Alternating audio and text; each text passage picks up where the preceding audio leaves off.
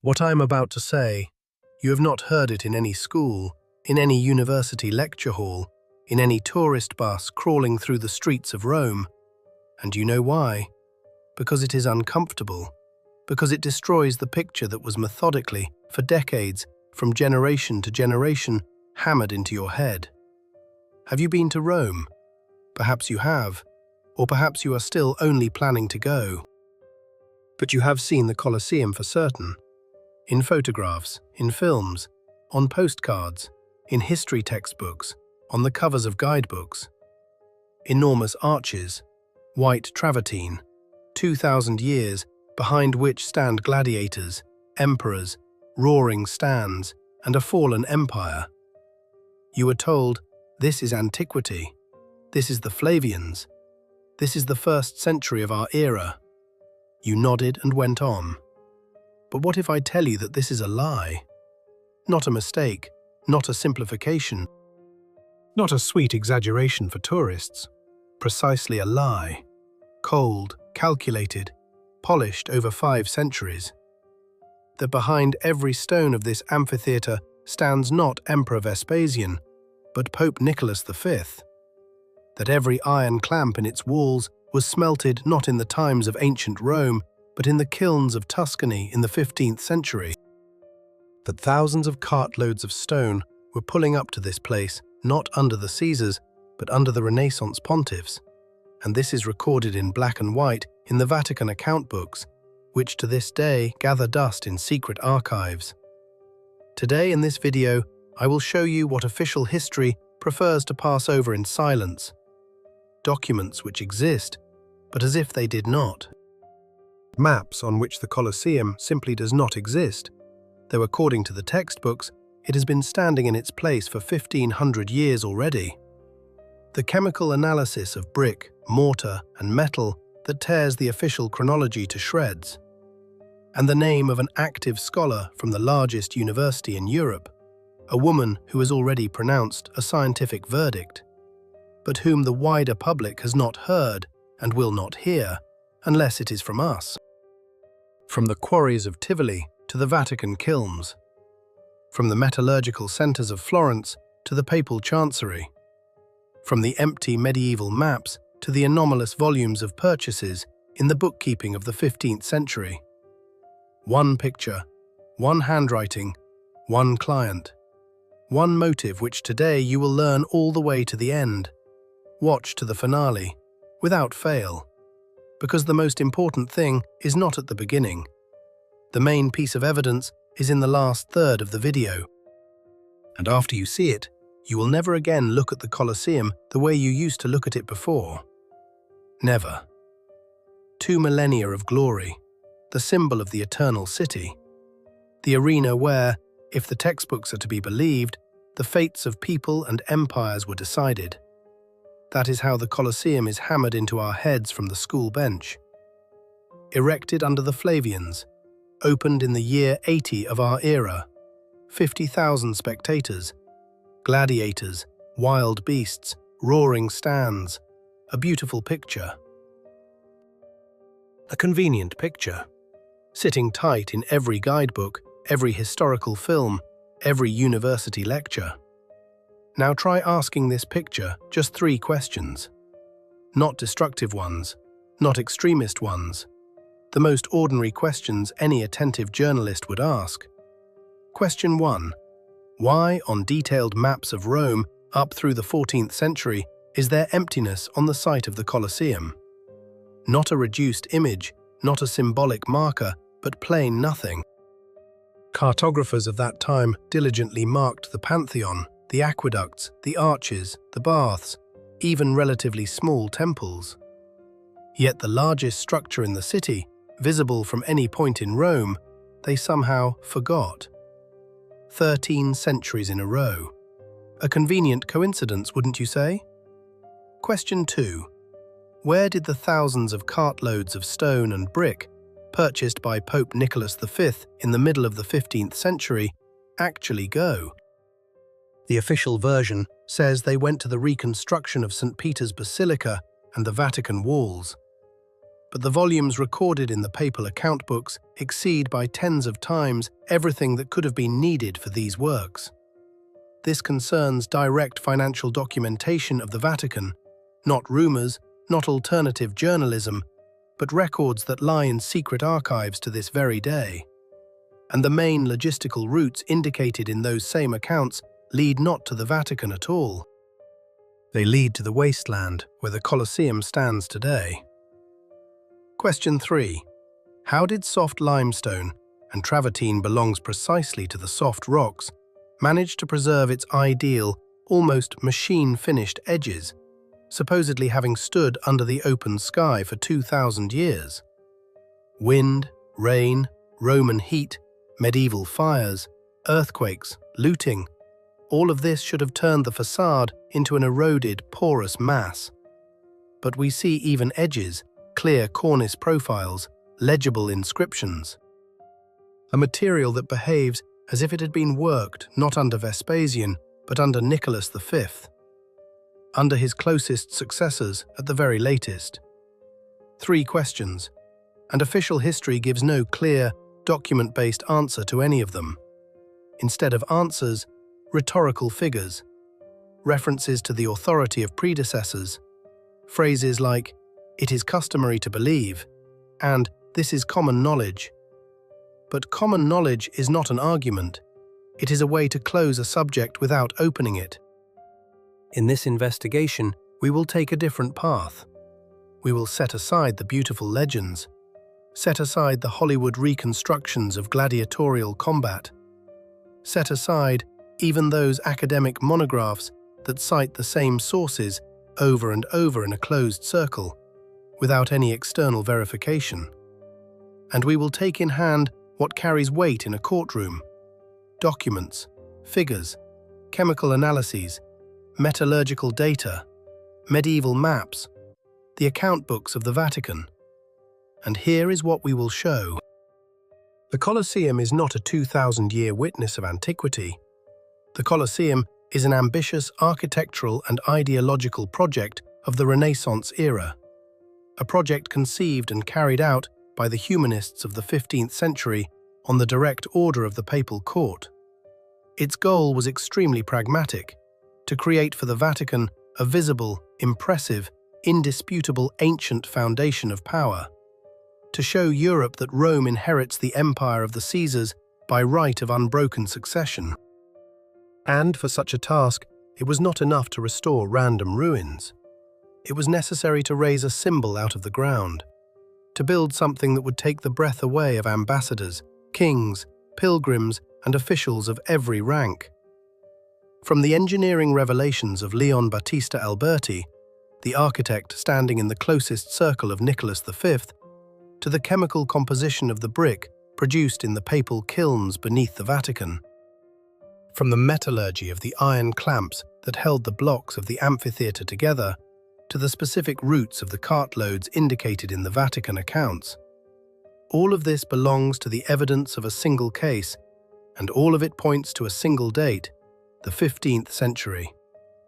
What follows is not a retelling of a legend, it is the reconstruction of the largest architectural stage set in the history of mankind.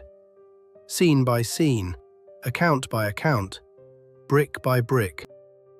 Any grand construction leaves behind more than just stone and plaster. It leaves a trail in documents, invoices for materials, payrolls for workers, contracts with quarries, permits for cutting timber to build scaffolding, records of tolls for transporting cargo through city gates, archives of brick kilns, warehouse registers, letters between the client and contractors. This belongs to the basic principle of any serious construction project, from an ancient temple to a modern highway. No documents, no construction. There is construction, there are documents, always, without exceptions. This is precisely why the most honest way to verify the date of the Colosseum's erection is to go not to a museum and not to a tourist guidebook, but to the archive, and to put extremely specific questions to that archive.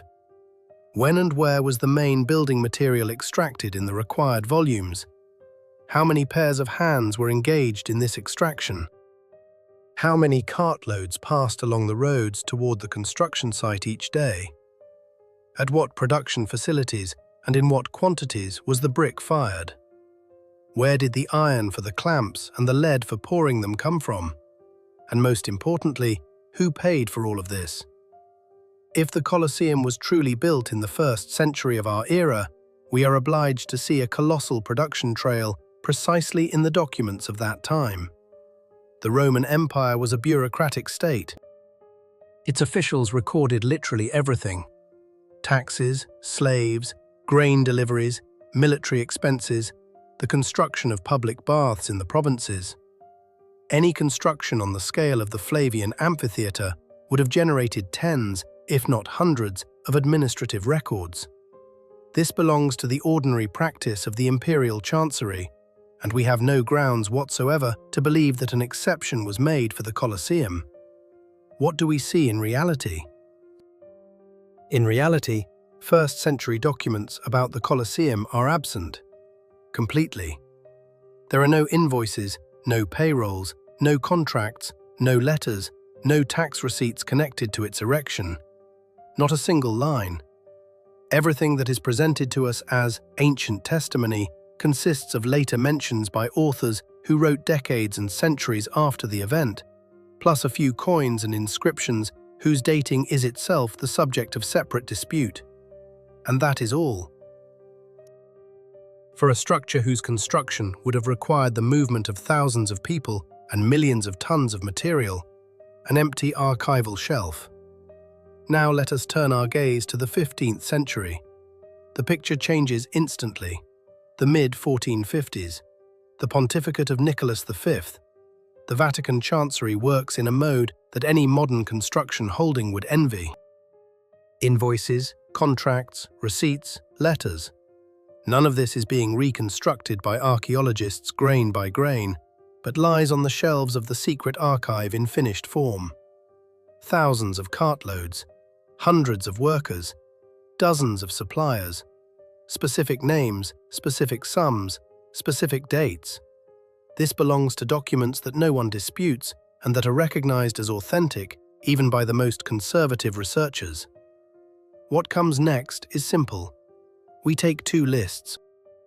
In one column, we write down what, according to the documents of the 15th century, was actually extracted, produced, purchased, and delivered to Rome under Nicholas V and his immediate successors. In the other column, what was physically required to erect a structure of the area and mass of the Colosseum. The volume of Travertine, the volume of brick, the quantity of iron clamps and lead for pouring them, the amount of manpower, the timelines, and we compare, item by item, figure by figure, without emotion, without rhetoric, without a predetermined answer, simply arithmetic. And so, if these two lists match, the official version has major problems.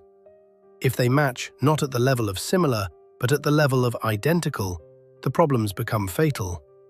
Because in history, as in criminalistics, coincidences of such magnitude are not coincidences. They point to a source. The next part of the investigation is calibrated precisely to this work. First, stone. The quarries of Tivoli, thousands of cartloads, routes to Rome, records of hiring laborers and paying for transportation. Then, brick. The papal kilns, the standard of Matoni Papali, the thickness, the firing technology, the geographical location of the production sites. Then, mortar. The chemistry of lime, pozzolana, the comparison of Colosseum masonry with the masonry of the Vatican walls of the same period. And in conclusion, metal. Iron clamps, the bloomery process, micro-impurities of sulfur and phosphorus, the Tuscan metallurgical centers of the 14th and 15th centuries. 4 materials, 4 independent lines of evidence, 4 blows against one and the same point, against the dating to the 1st century of our era. And if even 3 of these 4 lines converge on a single time marker, the official version will no longer be able to hold. This belongs to the elementary logic of an evidentiary base used by any investigator, historian, and archaeologist. We now proceed to the first piece of evidence. Let us begin with what the Colosseum is actually made of. Without this, the entire further discussion loses its meaning. The main material of the amphitheater's outer walls is travertine, white limestone with a characteristic porous structure. Not the most durable stone, but dense enough to hold its shape with proper treatment. And most importantly, possessing that recognizable creamy hue that creates the solemn Roman facade seen on postcards all over the world. Travertine was not extracted in Rome itself. It was extracted in Tivoli, a small town located 20 to 30 kilometers east of the capital. It is there, in the quarries along the Aniene River, that powerful strata of this limestone lie. The location for the quarries is convenient. The material sits close to the surface. The road to Rome runs across a plain without serious climbs. Partial rafting down the river is possible. This belongs to the geography of extraction, and on this point, the official and alternative versions do not diverge by a single step. They diverge elsewhere. In the question of when exactly a volume sufficient for the erection of the Colosseum was pulled from these quarries. Now let us turn to the Vatican bookkeeping of the mid-15th century. The pontificate of Nicholas V, from 1447 to 1455, a time when Rome is emerging from a prolonged crisis. The population of the city barely exceeds 30,000 people, and the city itself represents a half-ruined space overgrown with bushes and buried under debris. And it is precisely at this moment that the Pope launches a large-scale construction program, which, in its volumes, stands out sharply against the background of all preceding European practice. Among the documents of this program are records of unprecedented travertine extraction in Tivoli. These records were never hidden. They are kept in the Vatican archives and accessible to researchers with the appropriate clearance. Contracts with subcontractors for extraction, payrolls for stonecutters, register of cartloads hired for transportation, receipts for tolls at the city gates of Rome, invoices for provisions for the workers, letters from quarry managers to the papal chancery. This belongs to the ordinary bureaucratic routine of any major client, and it is precisely this routine that is priceless to us. The official version claims that all this travertine went toward two purposes. The first, the reconstruction of St. Peter's Basilica. The second, the strengthening and repair of the Vatican walls. A beautiful version, logical, convenient. Only there is a nuance. In the 1970s, the Italian paleographer Alessandro Saporetti approaches these registers. An academic man, not a publicist and not a sensation hunter. His task was purely technical, to carry out the systematization of 15th century Vatican economic documents, arrange them by category, describe them, and introduce them into scholarly circulation. Work that is painstaking, boring for the general public, and a gold mine for a historian. And in the course of this scrupulous work, Saporetti records a discrepancy that cannot be written off as margin of error. The volume of travertine purchased under Nicholas V exceeds by tens of times everything that could have been required for work in the Vatican. Not by 10%, not by 2 times, by tens of times. This belongs to a direct count based on surviving invoices, not to expert estimation or reconstruction. For illustration, the reconstruction of St. Peter's Basilica of the mid-15th century and the local repair of the Vatican walls, according to the construction norms of the time, required a specific volume of dressed stone.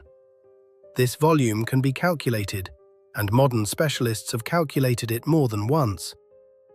It fits within the framework of several hundred cartloads of seriously processed travertine, plus a reserve for losses and overruns. In total, a large but bounded quantity. Yet in the documents of Nicholas V, thousands of cartloads appear, and paid for, passing through the city gates, entered into registers and distributed across expense lines. The difference between needed and purchased is catastrophic, and this is the first red flag raised over the entire story. But there is another, more important one. Saporetti looks not only at volumes, he looks at routes. The Vatican Chancery carefully recorded not only how much stone was purchased, but also exactly where it was being carted. Every cartload passed through accounting checkpoints.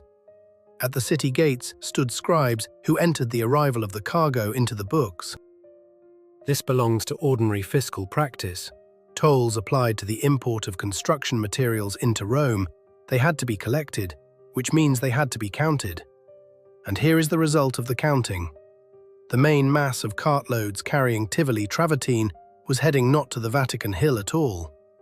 The routes led to the center of Rome, to the zone which today is occupied by the Colosseum and its adjacent quarters, not to St. Peter's Basilica, not to the papal walls, but to the wasteland on which, according to the official version, at that moment the largest amphitheatre in the world had already stood for a millennium and a half. Why an operating amphitheatre of such an age required thousands of cartloads of freshly extracted stone, official historiography does not undertake to explain. The large-scale restoration version does not work for one simple reason. Restoration of decrepit walls does not require primary material in such quantities. Restoration needs point-by-point deliveries. Replace a destroyed section, reinforce a collapsed vault, lay a new step. This is measured in dozens, at most hundreds of cartloads, distributed across years, but not in thousands concentrated within the short period of the pontificate of one specific pope. Thousands of cartloads of stone, unloaded onto a single site within a handful of years, are used to build something new, large, monumental. And if this new thing coincides in location, scale, and character of material with what today is called the Colosseum, the question arises by itself. Pope Nicholas V, in the middle of the 15th century, paid for colossal Travertine extraction in Tivoli, paid for many thousand cartload transportations, and delivered this stone precisely to the place where the main ancient symbol of Europe rises today. This is recorded in the account books of the Vatican. This was introduced into scholarly circulation half a century ago. This belongs to documents whose authenticity is not disputed even by the most orthodox defenders of official chronology. Why did an operating amphitheatre, already built 14 centuries before, require volumes of material sufficient for the erection of such an amphitheatre from scratch? An interesting question, wouldn't you say? And this is where things get truly interesting, because stone is only the first line of evidence. Only the first crack in the monolithic wall of official history. If we had to work with Travertine alone, the defenders of the classical version could still fight back. They could say that Saporetti miscounted, that the cartload routes can be interpreted in two different ways, that the anomalous purchase volumes are the consequence of a large-scale restoration for which separate mentions simply did not survive. Such excuses do not withstand scrutiny, but to fight back, theoretically, would still be possible. The problem for official chronology lies elsewhere. Stone is only the beginning of the conversation. After stone comes brick. After brick comes mortar. After mortar comes metal. And every subsequent material strikes at the very same point, at the dating to the 1st century of our era. It strikes independently, from different angles, with its own methods, its own physics, its own chemistry. This belongs to the principle on which any serious investigation is built. One piece of evidence is a reason to pause and think. Two pieces of evidence are already a coincidence, and when there are four pieces of evidence, and all of them pull at the same single thread, the conversation about accident becomes unserious. The conversation about regularity begins, and further on, it gets even more interesting. Anyone who has ever stepped inside the Colosseum could not help noticing one striking peculiarity. From the outside, The amphitheatre is white travertine, solemn and ceremonial. But inside, in the galleries, in the vaults, in the staircase flights, in the load-bearing walls hidden from the tourist postcard, a completely different material is at work. Red-fired brick. Rows of identical, evenly laid flat blocks, bound with lime mortar. This belongs to the constructional essence of the building. Travertine is the cladding and the framework. Brick is the filling, the working mass, the main load-bearer for the stands and the vaults. And here begins a conversation extremely uncomfortable for official history. The brick of the Colosseum is standardized. This is not my invention, and not the invention of supporters of alternative chromology. It is visible to the naked eye for anyone who enters with a tape measure in hand. The dimensions repeat from sector to sector. The thickness is maintained within a narrow range, within 1 to 2 millimeters. The quality of firing is even, high, without the underfired areas and edge chips characteristic of earlier epochs. The color and density are identical from one tier to the next. These are not random blocks made by different workshops in different kilns. This is industrial, serial, conveyor line production of a single manufacturing standard. Now a simple question. When does an industry of such a level appear in Italy? When does the Apennine Peninsula begin mass firing standardized brick in large batches with unified quality control and a unified dimensional grid? The answer is known and has been confirmed many times by historians of construction technology. Not in the 1st century of our era, not in the 2nd, not in the 3rd, and not even in the early Middle Ages, but by the middle of the 15th century. This belongs to the documented history of European construction, and there is nothing to argue about here. Before this, the Italian brick tradition looked completely different. The so-called plinth was in use, a thin, flat brick, 2 to 3 centimeters thick, characteristic of late antiquity and Byzantine architecture. It was produced in small batches, in local kilns, without a single standard. Every workshop had its own size, its own clay composition, its own firing regime. Plinth is easy to recognize by appearance, and in serious structures of the 1st through the 6th century it indeed occurs. But it is thin, and it is varied. The brick of the Colosseum is not plinth. The brick of the Colosseum in the internal sections has a thickness of 4.5 to 5.5 centimeters. This is twice as thick as ancient plinth. This is a different product class. This is a different technological level. And this, you know what? This is exactly the standard that was introduced into mass production in the middle of the 15th century under Pope Nicholas V. A standard that received its own name, Mattoni Papali, papal brick, the foundation of the construction program of Renaissance Rome. As I have already examined in detail in previous materials on this channel, the transition from thin plinth to thick standardized brick is not a cosmetic change. It is a technological revolution.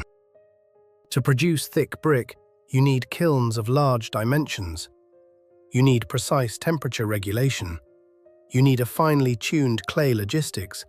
The raw material must be homogeneous throughout the batch, otherwise the products will go into cracks and deformations during drying. You need standardized molding equipment, unified wooden frames in which that very identical size is formed.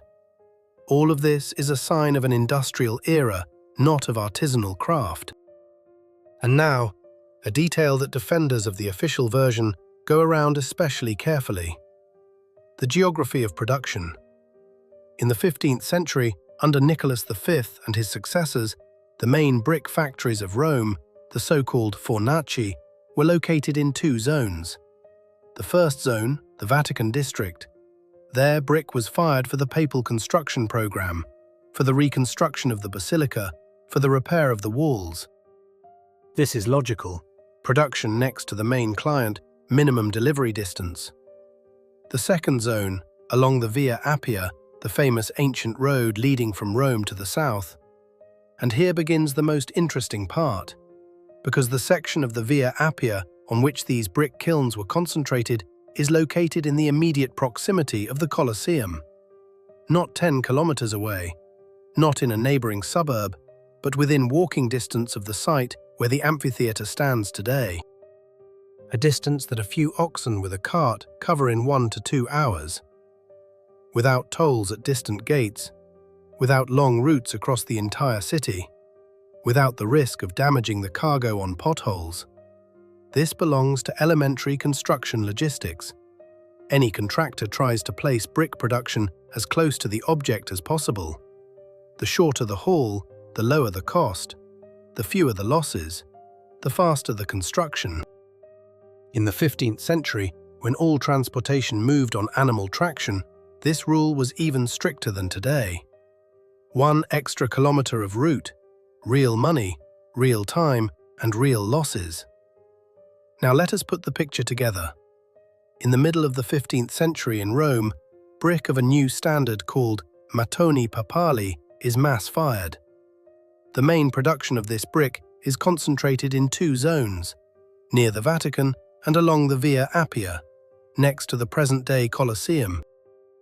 The parameters of this brick, thickness, firing quality, density, dimensional grid, fully coincide with the parameters of the brick from which the internal load-bearing sections of the Colosseum are built. They coincide not in general terms, but in details measured in millimeters. And now, let us add up what the defenders of traditional chronology have. They have a structure of the 1st century of our era, whose material corresponds neither to the technologies of the 1st century, nor to the dimensions of ancient plinth, nor to Roman construction logistics of that era. But it lies ideally within the production standard launched 1500 years later. In a city where, in those same years, another pope is paying for thousands of cartloads of Travertine travelling to the very same wasteland. 2 materials, 2 independent lines of evidence, the same date, the same client. It would seem that after everything said about stone and brick, the discussion should already be closed.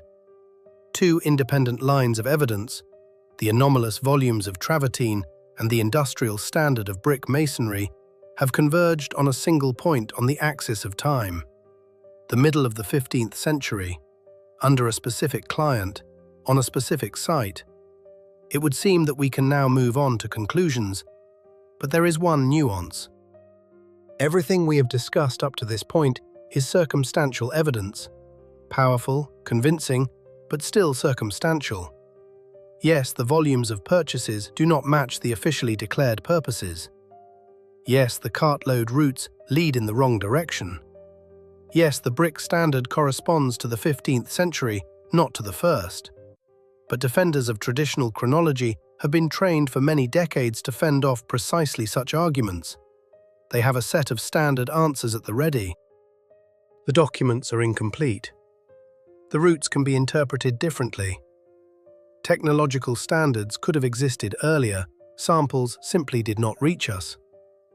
This belongs to the typical arsenal of academic self-defense, and it must be admitted, in the mouth of a competent specialist, these excuses sound convincing to an unprepared audience. This means something more is needed, a blow that can no longer be fended off, a direct, physical, material examination of the structure itself, one that cannot be written off as incompleteness of documents or arbitrary interpretation, one that answers the question unambiguously and with figures in hand. And here is what is surprising. Because such an examination exists, it has been carried out, its results have been published, and it points precisely to the same date that stone and brick have already marked, to the middle of the 15th century, to the era of Pope Nicholas V. This examination came from an unexpected direction, not from the offices of historians, not from the monographs of art critics, not from restoration workshops, which have been working with the Colosseum for decades, and for understandable corporate reasons are interested in preserving the official version, but from a field that 20 years ago, in principle, did not exist as a separate scientific discipline. from the so-called archaeology of walls, from the method of dating buildings by the physical and chemical parameters of building materials without destroying the structure itself. And this direction is led by a single researcher, with a specific name, with a specific position, with a specific university behind her, with specific publications in peer-reviewed journals. Not an anonymous expert, not a YouTube blogger, not a publicist of alternative history, but an active scientist from one of the largest and most respected universities in Europe. Her name and her conclusions deserve a separate, detailed conversation. And now, the main point. And here I must ask you to set aside everything you are doing at this moment. Turn off the background video on the second screen, put your phone on silent, and concentrate. Because what is about to be discussed is not just another argument in our investigation. This is the central piece of evidence. This is the key clue. This is the very element that turns a beautiful hypothesis into a formulated, documented, scientifically grounded indictment of official chronology.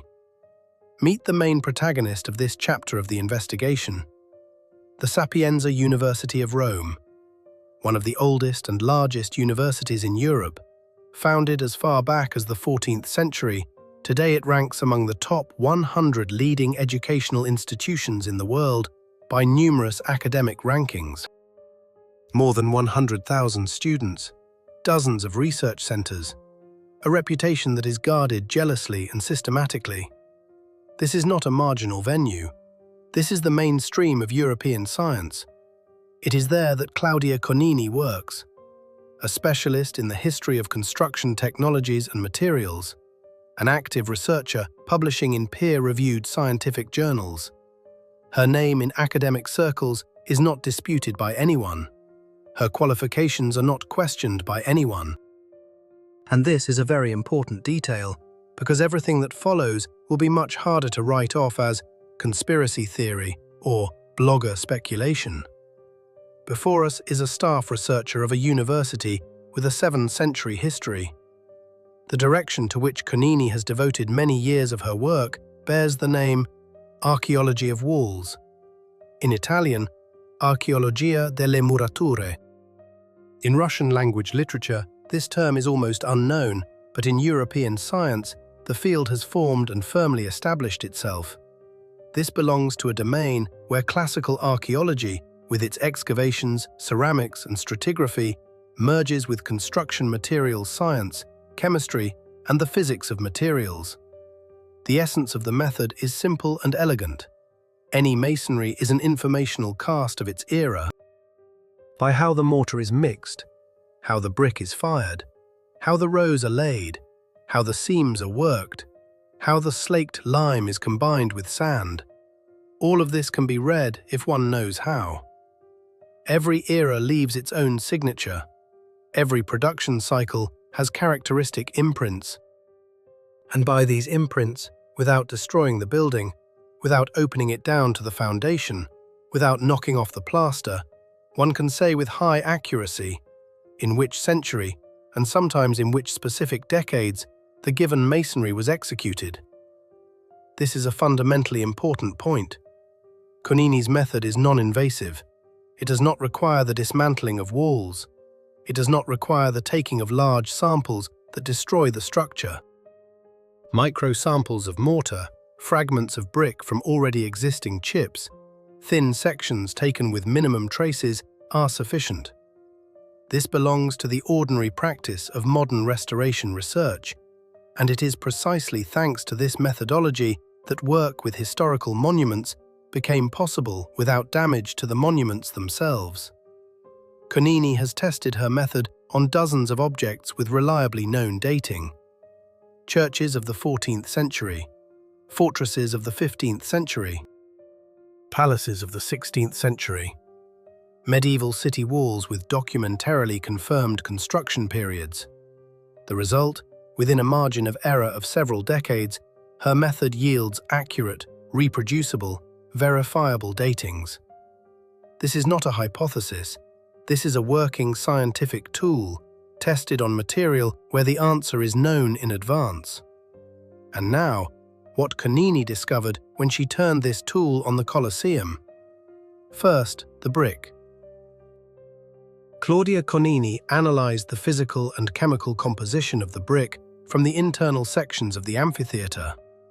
Porosity, density, the mineralogical composition of the clay, the firing temperature regime reconstructed from the microstructure of the shard, the content of characteristic impurities associated with specific deposits of raw material. And she compared the obtained parameters with the parameters of the so-called mattoni papali, the papal brick produced in the kilns of the Vatican and along the Via Appia in the middle of the 15th century. The result? A match, not similarity, a match.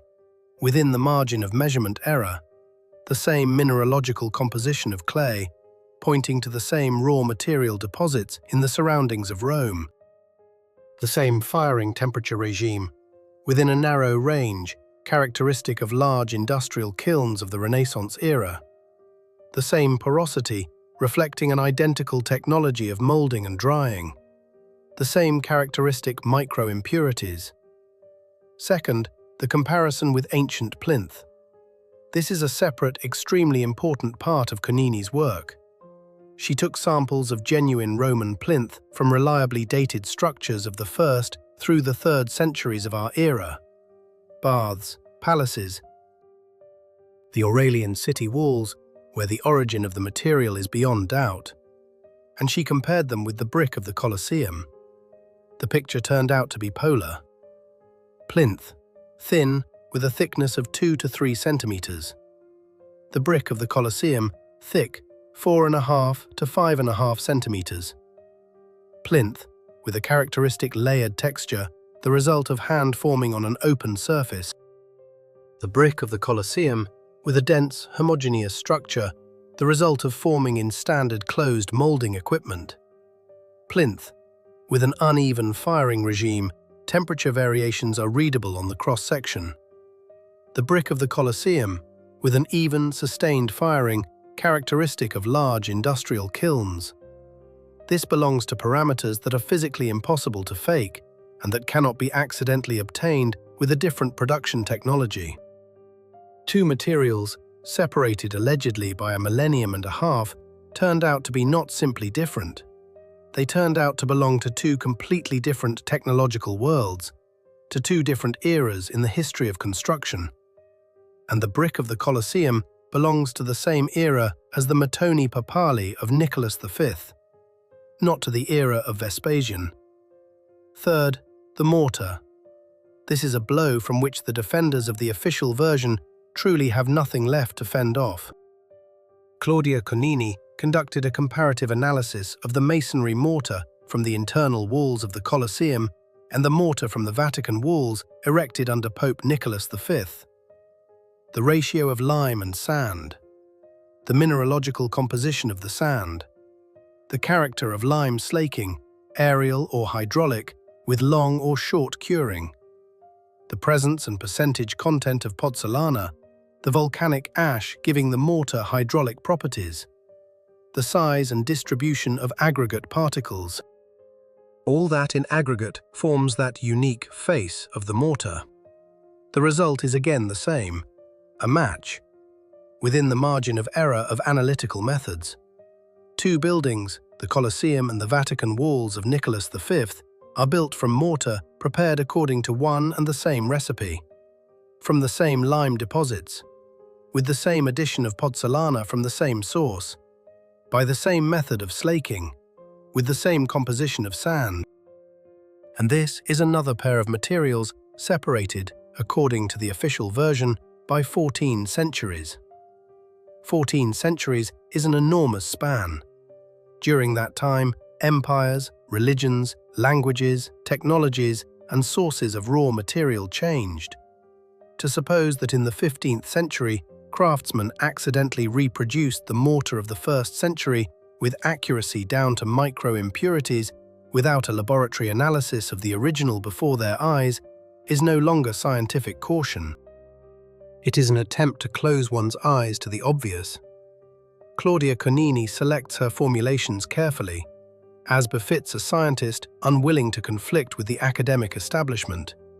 But the formulation she nonetheless leaves in her publications cannot be hidden or translated ambiguously.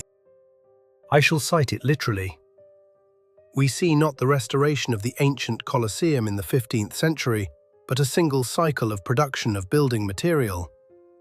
This sentence must be read slowly to grasp its weight. Not a restoration. That is, not the repair of an old building with the delivery of fresh material, but a single cycle of production of building material.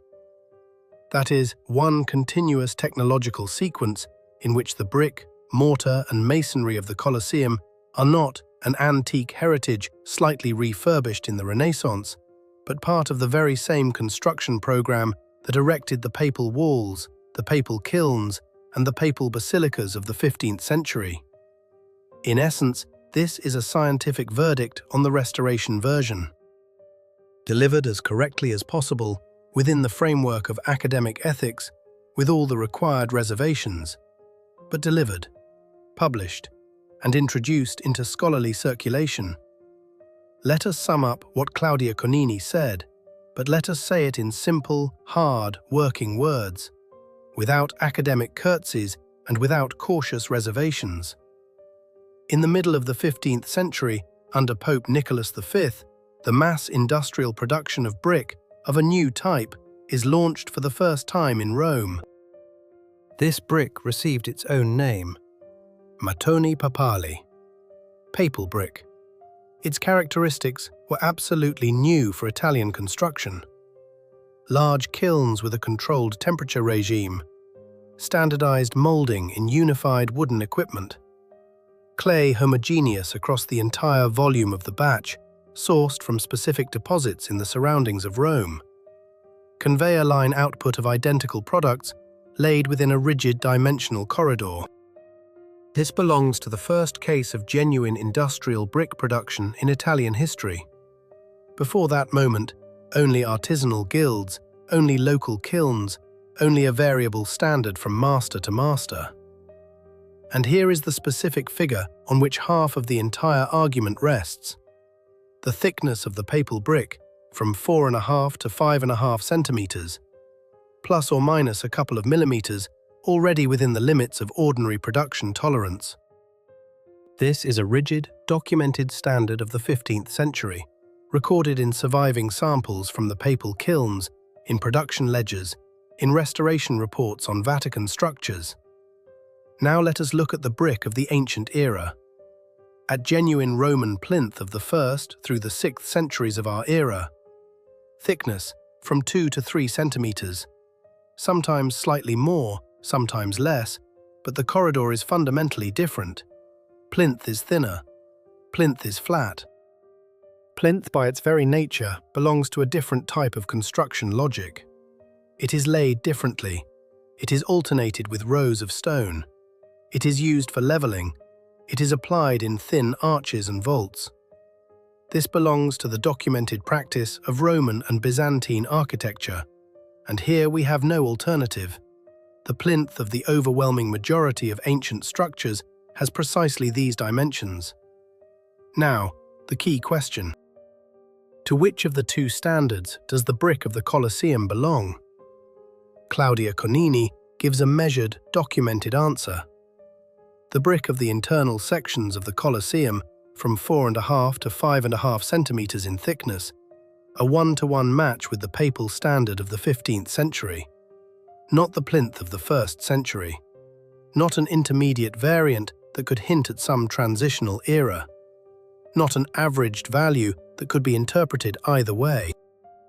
But a direct, precise, repeated coincidence with the standard of mattoni papali. This belongs to a measurable physical quantity. The thickness of a brick in a wall can be checked with a ruler. It can be checked with a caliper. It can be checked with a laser rangefinder. It can be photographed with a measuring rod and remeasured from the image, and always the same result will be obtained. 4.5 to 5.5 centimeters. This is not a matter of interpretation. This is an objective, physically measurable characteristic. And it is precisely for this reason that this argument is so uncomfortable for the defenders of official chronology. Documents can be dismissed with the phrase, "They may be incomplete." Cartload routes can be dismissed with the phrase, "This is interpreted either way." But the thickness of a brick cannot be dismissed. It cannot be declared incomplete. It cannot be interpreted either way.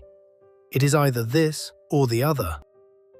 And the brick of the Colosseum is such as was produced by the papal kilns of the middle of the 15th century, not such as was produced by the Roman brick workshops of the 1st century. If the Colosseum were an ancient structure with later restoration, we would see in its walls a characteristic mixture of materials. Ancient plinth of the 1st century, in the main body, and inclusions of papal brick in places of later repairs. This belongs to the standard picture that the archaeology of walls records, for example, in the Roman Pantheon, where restoration layers are perfectly readable, or in the Basilica of Santa Maria Maggiore, where different eras of masonry differ to the naked eye. But in the Colosseum, there is no mixture. In the Colosseum, a unified standard, thick, dense, industrial, papal, from top to bottom, from the first tier to the upper sections, from the load-bearing walls to the staircase flights. This is not a point-by-point restoration in a decrepit ancient building. This is monolithic masonry of a single construction program, a program of the 15th century. The conclusion on brick sounds as follows. The main body of standardized brick masonry of the Colosseum, physically, dimensionally, technologically, belongs to the middle of the 15th century, to the output of the papal kilns of Nicholas V, to the era when the industry of mattoni papali was launched in Rome for the first time. And no rhetoric, no references to tradition, no excuses about the incompleteness of sources can refute this physical fact. Now, it gets even more interesting, because after the brick comes what binds this brick together, the mortar. And after the mortar comes what held together the enormous blocks of Travertine, the iron. Two materials, each of which strikes at the official dating no less effectively than the brick. It strikes with the methods of exact sciences. It strikes with figures that cannot be disputed by rhetoric. Let us begin with the mortar. This is that very grey-white mass that fills the space between bricks and stones in the masonry of the Colosseum. It looks inconspicuous. Tourists do not notice it at all. But for a materials scientist, lime mortar is a genuine book in which all the circumstances of its making are recorded. The recipe, the sources of raw materials, the working time of the craftsman, the technology of preparation, all of this is read with competent laboratory processing of a microsample. Claudia Conini and her colleagues took samples of mortar from the Colosseum and compared them with samples of mortar from the Vatican walls erected under Pope Nicholas V. What exactly was measured is worth listing separately, because each parameter carries independent significance. First, the ratio of lime to sand. This is a basic proportion that determines the strength and properties of mortar. In different eras, craftsmen worked with different ratios. Ancient Romans preferred some proportions, medieval builders others, Renaissance engineers still others. This belongs to a stable technological tradition that can be traced through surviving monuments with reliable dating. The ratio in the Colosseum and in the Vatican walls of Nicholas V turned out to be the same. Not similar, identical, within the margin of error of analytical methods. Second, the presence of pozzolana. This is the key component of Roman mortar.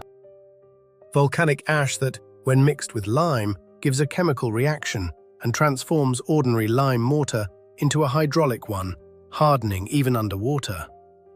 Pozzolana was extracted at various locations in central Italy, on the Phlegrean fields near Naples, in the surroundings of Rome itself, on the slopes of the extinct volcanoes of Latium. Every deposit has its own unique chemical composition. Micro-impurities of rare earth elements the character of silicate glasses, the size and shape of particles, all of this works as a geological fingerprint. The analysis showed the pozzolana in the mortar of the Colosseum and the pozzolana in the mortar of the Vatican walls of the 15th century originate from the same deposits, from the same delivery of raw material, in the same proportions. Third, the method of slaking the lime. Lime can be slaked briefly or for a long time by a dry or wet method, with curing before use or immediately after processing. Each method leaves characteristic traces in the microstructure of the finished mortar. The size and shape of calcium hydroxide particles, the presence of unslaked inclusions, the structure of the pores. And here too, identity. Identical microstructure, identical degree of hydration, identical technology. Fourth, the composition of the sand aggregate. The sand was taken from specific quarries, and every quarry has its own mineralogical profile. The ratio of quartz, feldspars, micas, grains of volcanic rocks, the dimensional distribution of particles, the roundness or angularity of grains, indicating origin, river or quarry. Again, a match. The sand from the Colosseum and the sand from the Vatican walls of the 15th century belong to the same source, to the same specific quarries in the surroundings of Rome. 4 independent parameters, 4 different analytical methods, 4 different chemical markers, and all 4 yield one and the same picture. The mortar of the Colosseum and the mortar of the papal structures of the 15th century are the product of a single production cycle, of a single delivery of raw material, of a single construction program. The defenders of official chronology have simply nothing with which to fend off here. The assumption that in the 1st century of our era, Roman craftsmen accidentally took lime from the same deposits that would begin to be developed only 14 centuries later is no longer science. It is an exercise in self-deception. Deposits of lime are not infinite. Quarries open, are depleted, are abandoned, are reopened in another era. The probability of a coincidence across all 4 parameters at once, within analytical margin of error, across 14 centuries, is mathematically negligible. But this is still not the end, because next comes the metal. The Colosseum is not just a stone and brick structure. Its massive blocks of travertine were held together in a single construction by tens of thousands of iron clamps poured with lead. This was an engineering necessity. Without such clamps, a structure of such dimensions and mass would have spread apart under its own weight. The clamps were driven into specially cut grooves between neighboring blocks. The grooves were filled with molten lead. Solidifying, the lead fixed the iron into the stone immovably. The result was a continuous metal network binding the entire construction together. The greater part of these clamps was torn out in the Middle Ages. Iron and lead were valued more highly than stone. They were remelted and put to use. But the grooves from the torn-out clamps remained. Anyone who looks attentively at the walls of the Colosseum sees them, characteristic elongated depressions along the seam lines, arranged with a regularity that speaks of an original system. Some clamps have been preserved in the depths of the structure, where metal seekers did not reach. These are the ones that modern metallurgists study. The methodology of metal research is a separate great science. Iron obtained by different methods differs in microstructure, in carbon content, in characteristic impurities. These impurities, primarily sulfur and phosphorus, work as a technological passport. By their content and distribution, one can say with high accuracy in which furnace, by which method, and in which era a given piece of metal was smelted. And here is the result of the analysis of the clamps of the Colosseum. The content of sulfur and phosphorus in samples of iron taken from preserved clamps points to a specific metallurgical process. This process is called the bloomery refining process. It is secondary processing of bloomery iron into wrought blooms, yielding metal of the necessary plasticity and strength for construction clamps. The process is relatively complex, requiring special furnaces of particular design, long holding of the metal, precise control of temperature. When does this method begin to be massively applied in Europe? Not in the 1st century of our era, not in the 2nd, not in the early Middle Ages. Bloomery refining on an industrial scale appears in Europe, primarily in Tuscany, at the iron ore deposits of the island of Elba and in the valleys around Florence, only in the 14th and 15th centuries. This belongs to the documented history of European metallurgy, confirmed both by written sources and by archaeological excavations of metallurgical centers of that era. Ancient Roman metallurgy worked differently. It yielded iron with a different chemical profile, with different content of sulfur and phosphorus, with a different microstructure. Roman clamps in surviving structures of the 1st through the 3rd centuries are one metal. The clamps of the Colosseum, another.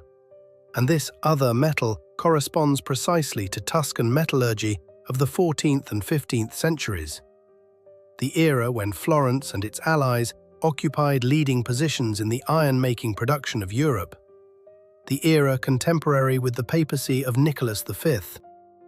The clamps of the Colosseum could not have been smelted in the 1st century of our era. Their metal physically belongs to another era. This belongs to the fundamental chemical and physical properties of material that cannot be falsified and cannot be antiquely imitated. Mortar and metal, two independent blows against the official dating, each from the domain of exact sciences, each confirmed by instrumental methods, each points to one and the same era. To the middle of the 15th century. That's it. The ride is over. Let us examine exactly what has been laid on the table over the last minutes of this investigation. What can no longer be removed, closed, declared a misunderstanding, or an error of interpretation? What stands before us in the form of dry, measurable, instrumentally confirmed facts? First, the thousands of cartloads of Travertine paid for by Pope Nicholas V in the middle of the 15th century were heading not to the Vatican, but to that very wasteland in the center of Rome where the Colosseum stands today. The volumes of purchases exceed by tens of times everything that could have been needed for the officially declared purposes. Documented, recorded, in the Vatican archives, introduced into scholarly circulation half a century ago. Second, the brick of the internal sections of the Colosseum has a thickness of 4.5 to 5.5 centimeters. This value coincides 1-to-1 with the production standard of mattoni papali, the papal brick launched into mass production in the middle of the 15th century. And it is twice the thickness of the ancient plinth of the 1st through the 3rd centuries of our era. This belongs to a measurable, physically verifiable characteristic that cannot be declared incomplete or interpreted either way. Third, the mineralogical composition, the firing temperature regime, the porosity, the characteristic micro-impurities of the brick of the Colosseum, all of this fully corresponds to the parameters of the output of the papal kilns of Nicholas V. The analysis was carried out by an active researcher of the Sapienza University of Rome, Claudia Conini. The method, the archaeology of walls, has passed verification on dozens of objects with reliably known dating. Fourth, the mortar of the Colosseum, by 4 independent parameters, the ratio of lime and sand, the presence and origin of pozzolana, the method of slaking the lime, the composition of the sand aggregate, is identical to the mortar of the Vatican walls of the 15th century. Identical not in general terms, but in details measured within analytical margin of error. This belongs to a hard fact from the domain of exact sciences. Fifth, the iron clamps that held together the blocks of the amphitheatre by the content of sulfur, phosphorus, and the microstructure of the metal point to the bloomery refining technology. This technology appeared on an industrial scale in Europe, primarily in Tuscany, only in the 14th and 15th centuries. In the 1st century of our era, such metal did not physically exist.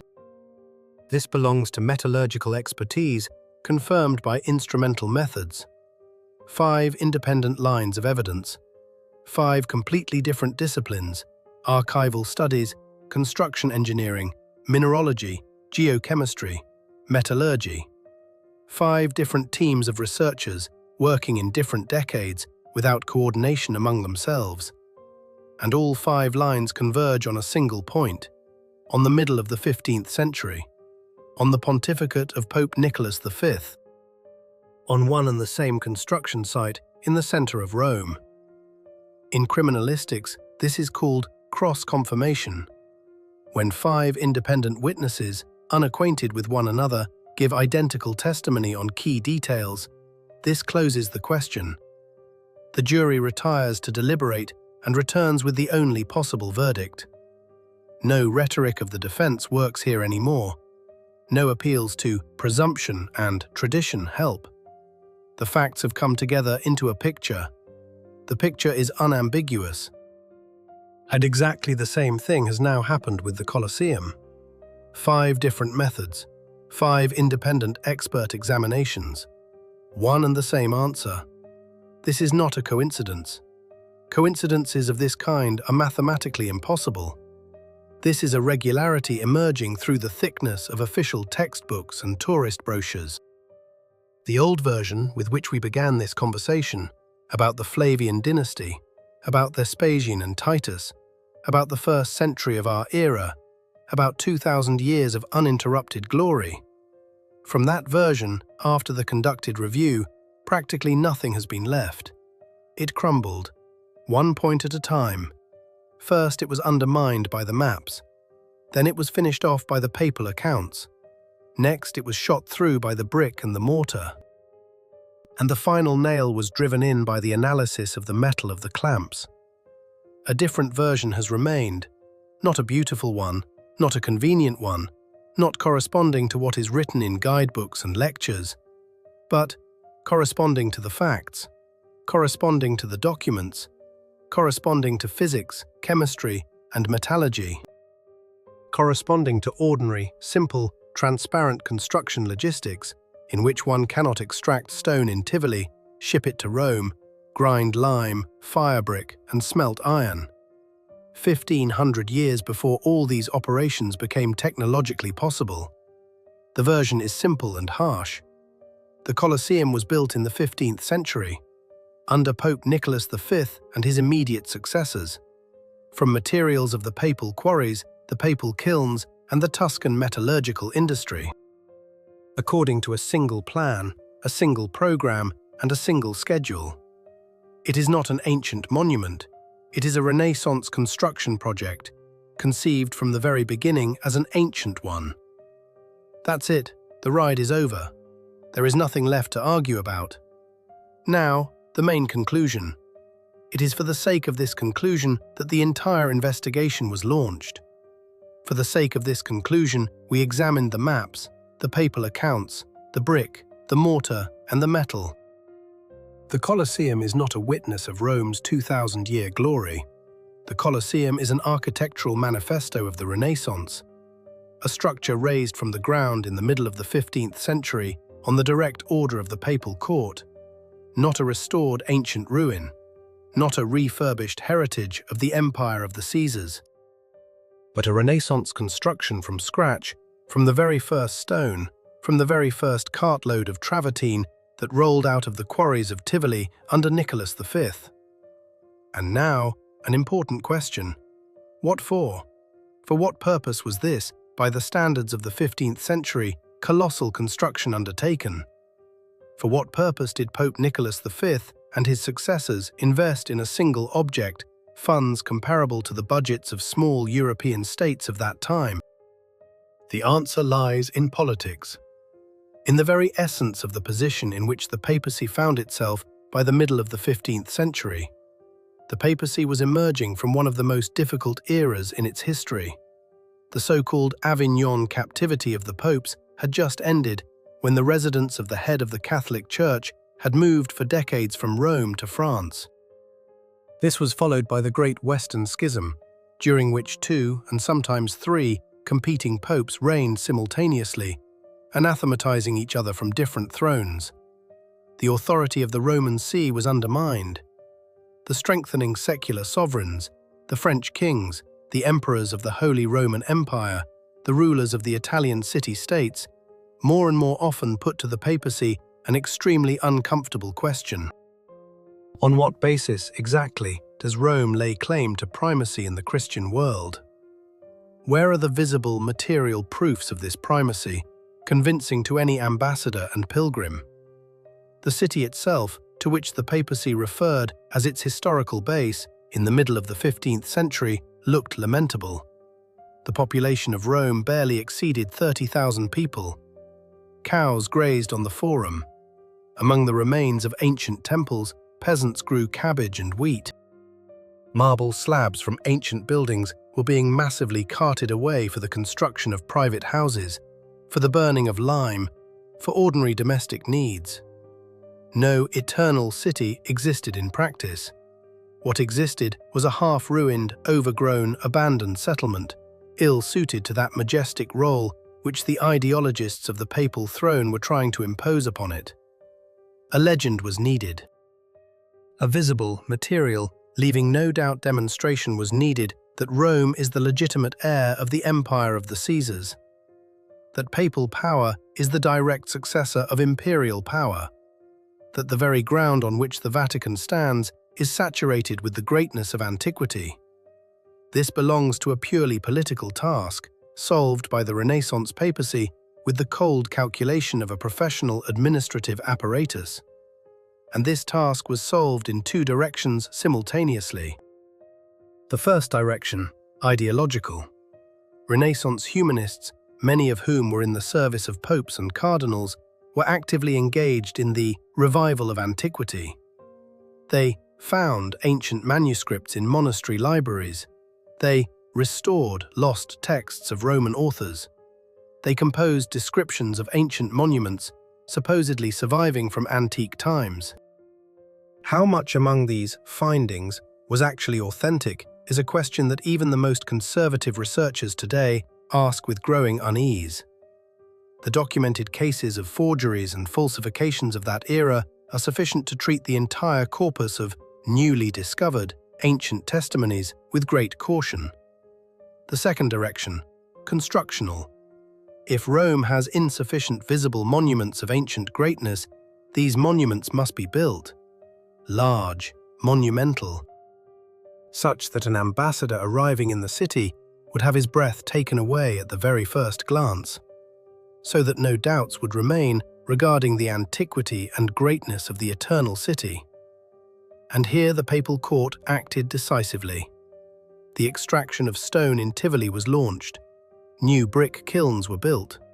Contracts were concluded with Tuscan metallurgists. The best architects and engineers of the era were invited, including Leon Battista Alberti, the author of the first systematic treatise on construction since the time of Vitruvius. And the amphitheatre rose, gigantic, according to engineering solutions advanced for the 15th century, with tiers, arches, vaults, masonry tied together with iron clamps, with an outer Travertine facade and an inner brick framework, with a considered logic of load distribution and with a deliberate stylization after antique models, of which in the Renaissance milieu there already existed a detailed understanding from the works of Vitruvius and from the surviving ruins of other antique structures. And further on, the most subtle part of the operation took place, the work with history. The erected structure, new, fresh, just put up, began gradually to be pushed back into antiquity. In new editions of chronicles, mentions appeared that it was precisely here that the gladiatorial combats of the time of the Flavians had allegedly taken place. Humanists wrote treatises in which they described in detail the ancient arrangement of the amphitheatre, as if an antique structure stood before their eyes rather than a modern construction being erected during their lifetime. Artists made reconstructions of its ancient appearance. Pilgrim guides included the amphitheatre among the ancient sites, and over several generations, the habit of looking at this object as a structure of the 1st century of our era became insurmountable. From generation to generation, from book to book, from lecture to lecture, from guidebook to guidebook. By the 16th century, doubts no longer arose in anyone. By the 18th century, the question was closed once and for all. By the 21st century, it seemed so obvious that the very posing of it was perceived as a breach of decency. And meanwhile, in the Vatican archives lay the invoices for stone. In the walls of the Colosseum stood the masonry of papal brick of the 15th century. In the mortar slumbered the micro-impurities of pozzolana from the same deposits as in the Vatican walls of Nicholas V. In the surviving clamps was fixed the metal smelted by Tuscan bloomery refining. All the evidence was in place. It only had to be seen. And when the evidence began to be seen, first Saporetti with his registers, then Conini with her archaeology of walls, then metallurgists with their analysis of iron, gradually the true picture began to emerge. The picture that had been carefully concealed for 5 centuries under a layer of beautiful legends. The Colosseum is not antiquity. The Colosseum is an ideological project of the 15th century, conceived and carried out for the sake of legitimizing the power of the Roman popes. It is a foundation built for centuries of the myth of Rome's uninterrupted succession, of its eternal glory, of its right to be considered the center of the Christian world. It is the largest architectural stage set in the history of mankind, intended to convince Europe of what in reality never was. And they did convince. They convinced everyone. They convinced for 5 centuries. They convinced kings and peasants, scholars and tourists, historians and schoolteachers. They convinced the entire world. They convinced us, and we believed. And now, a small but very important personal request to you. If this investigation turned out to be useful to you, if you saw in it something you had not encountered before in the familiar textbooks and tourist brochures, if it made you, at least for a minute, look at familiar things from a different angle, press the like button under this video.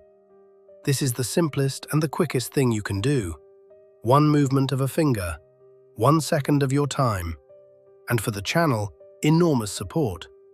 The algorithms of the video platform are arranged in such a way that every like raises the video higher in the recommendations.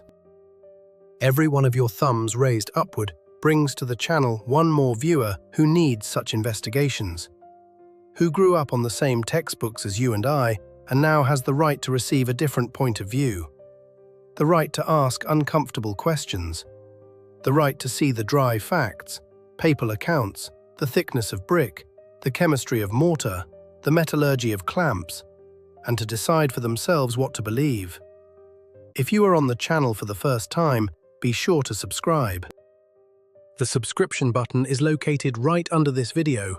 Press it. Here are released materials of precisely the format you have just watched.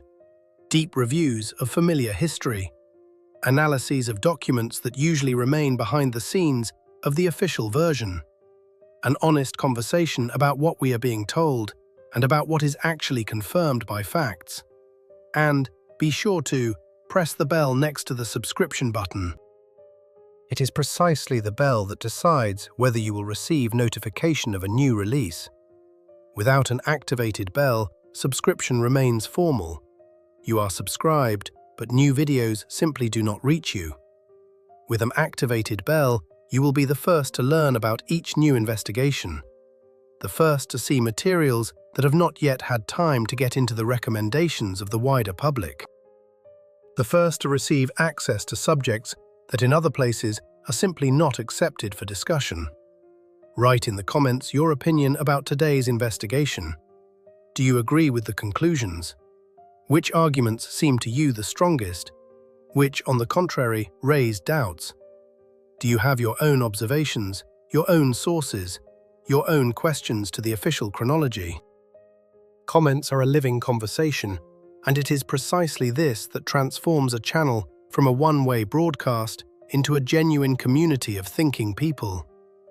If you have acquaintances, friends, relatives to whom such subjects are also interesting, share the link to this video.